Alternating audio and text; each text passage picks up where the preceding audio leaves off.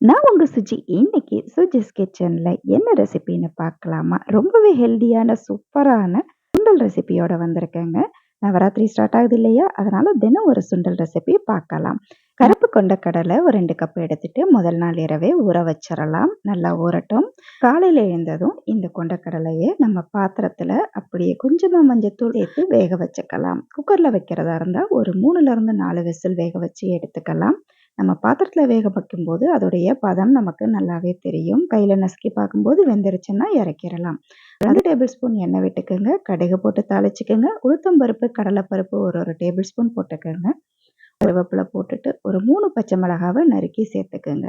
ஒரு வெங்காயத்தை நீல வாக்குல நறுக்கி சேர்த்துக்கோங்க. அது கூடவே ஒரு துண்டு இஞ்சியையும் நறுக்கி சேர்த்துருங்க. எல்லாத்தையும் லேசா கண்ணாடி பதம் ஆற அளவுக்கு வதக்கி விட்டுக்குங்க. அது கூடவே வேக வச்ச கொண்டக்கடலையும் இப்போ சேர்த்துக்கலாம். சேர்த்துட்டு தேவையான அளவு உப்பு சேர்த்துக்கலாம். அது கூட 2 டேபிள் ஸ்பூன் துருவின தேங்காய் துருவலையும் சேர்த்துக்கலாம். 1/4 டீஸ்பூன் அளவுக்கு பெருங்காயத்தூள் சேர்த்துக்கலாம். எல்லாத்தையும் நல்லா கலந்து விட்டுக்குங்க.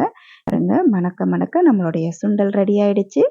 இதே போல ரொம்பவே அருமையான சத்தான சுண்டல் ரெசிபிஸ் ஆல்ரெடி நம்ம சேனல்ல நிறையவே போஸ்ட் பண்ணியிருக்கோம். தேவைப்படுறவங்க செக் பண்ணி பாருங்க.